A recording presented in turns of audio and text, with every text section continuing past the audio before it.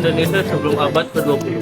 Perjuangan sebelum abad ke-20 banyak dipimpin oleh pemimpin kerajaan atau pemuka agama di suatu wilayah. Beberapa tokoh yang terlibat seperti Imam Bonjol, Pangeran Diponegoro, dan Pangeran Antasari bersifat kedaerahan. Perlawanan melawan penjajah bangsa barat kebanyakan dilakukan atas dasar kepentingan daerah. Sebelum abad ke-20, perlawanan bangsa Indonesia memiliki ciri khas antara lain perjuangan bersifat lokal atau kedaerahan secara fisik dengan menggunakan senjata tradisional dipimpin oleh tokoh-tokoh karismatik seperti bangsawan atau tokoh agama bersifat separatis atau musiman. Namun perlawanan semacam ini selalu gagal dan dapat diberantas oleh penjajah.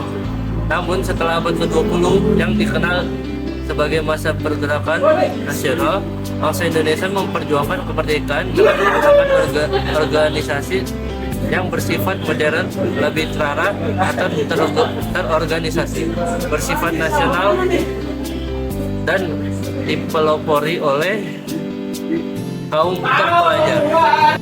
Bentuk perjuangan bangsa Indonesia sebelum abad ke-20.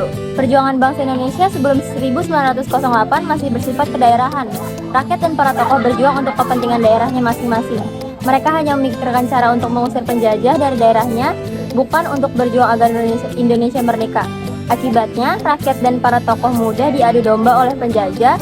Perjuangan sebelum abad ke-20 banyak dipimpin oleh pemimpin kerajaan atau pemuka agama di suatu wilayah. Beberapa tokoh yang terlibat seperti Imam Bonjol, Pangeran Diponegoro, dan Pangeran Antasari. Bersifat kedaerahan, perlawanan melawan penjajahan bangsa barat kebanyakan dilakukan atas dasar kepentingan daerah. Perbedaan sifat pergerakan sebelum dan sesudah 1908 adalah apabila sebelum abad ke-20 perlawanan masih bersifat kedaerahan, sedangkan setelah abad ke-20 perjuangan bersifat nasional, lebih terarah, terorganisir, dan modern. Faktor terjadinya konflik perang bangsa Indonesia sebelum abad ke-20 terbagi menjadi dua. Yang pertama ada faktor eksternal dan yang kedua faktor internal. Faktor eksternal dari perjuangan bangsa Indonesia sebelum abad ke-20 adalah perlawanan terhadap penjajah asing, terutama dari negara-negara Eropa. Contohnya Portugis, Spanyol, Inggris, dan yang paling parah adalah Belanda. Indonesia mengalami penjajahan Belanda selama berabad-abad. Perlawanan terhadap penjajah Belanda sebelum abad ke-20, Indonesia telah mengalami penjajahan oleh Belanda selama berabad-abad. Perlawanan masyarakat Indonesia masih bersifat kedaerahan atau lokal, yaitu hanya melibatkan satu atau beberapa daerah saja. Hal ini disebabkan oleh kurangnya komunikasi dan koordinasi antar daerah, serta adanya perbedaan latar belakang, suku, budaya, agama, dan politik.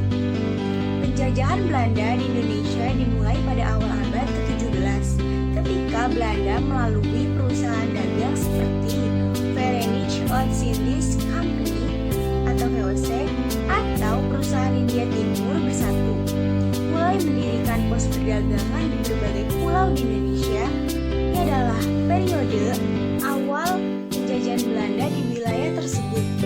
Selama penjajahan Belanda, banyak aspek kehidupan masyarakat Indonesia terpengaruh. Ekonomi dieksploitasi, sistem pendidikan dibatasi, dan banyak warga pribumi diperlakukan secara tidak adil. Hal ini memicu perlawanan dan pergerakan kemerdekaan yang mencapai puncaknya pada awal abad ke-20 dengan proklamasi kemerdekaan Indonesia pada 17 Agustus 1945. Setelah Perang Dunia Kedua, perlawanan bersenjata melawan penjajahan Belanda terus berlanjut. Dan pada tahun 1949, Belanda mengakui kemerdekaan Indonesia. Sejak itu, Indonesia menjadi negara merdeka dan mulai perjalanan sebagai negara yang berdaulat. Selanjutnya adalah faktor internal. Perlawanan masyarakat Indonesia pada saat itu masih bersifat kedaerahan atau lokal, yaitu hanya melibatkan satu atau beberapa daerah saja. Hal ini disebabkan oleh kurangnya komunikasi dan koordinasi antar daerah. Pada saat itu masih banyak sekali peperangan antar daerah yang disebabkan oleh adanya perbedaan suku, ras, agama, politik, dan lain-lain. Untuk contoh yang pertama adalah Perang Madura. Perang Madura adalah konflik yang terjadi antara Kerajaan Madura dan Kerajaan Mataram di Jawa pada abad ke-18. Konflik ini dipicu oleh perselisihan antara Kerajaan Madura yang dipimpin oleh Ratu Trunjoyo dengan pemerintahan Mataram yang dipimpin oleh Sultan Agung. Pada akhirnya, Ratu Trunjoyo tewas dalam pertempuran. Dan perang ini berakhir dengan kemenangan Mataram. Namun, Perang Madura ini adalah salah satu contoh dari perang-perang antar kerajaan yang mencerminkan dinamika politik dan persaingan di antara kerajaan-kerajaan Indonesia sebelum era kolonialisme Belanda yang lebih besar. Nah, selanjutnya itu ada Perang Padri yang di tahun 1803 sampai 1837. Perang Padri juga dikenal sebagai Perang Paderi, adalah konflik yang terjadi di Minangkabau, Sumatera Barat, Indonesia, antara kelompok Padri yang ingin menerapkan Islam yang lebih Puritan dan tradisi Islam yang ada di Minangkabau.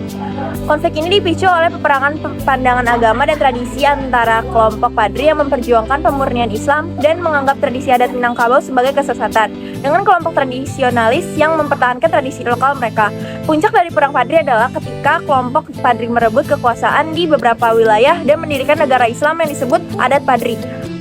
Konflik ini berakhir ketika pemerintahan kolonial Belanda turut campur dalam konflik tersebut dan mengalahkan kelompok Padri. Terima kasih.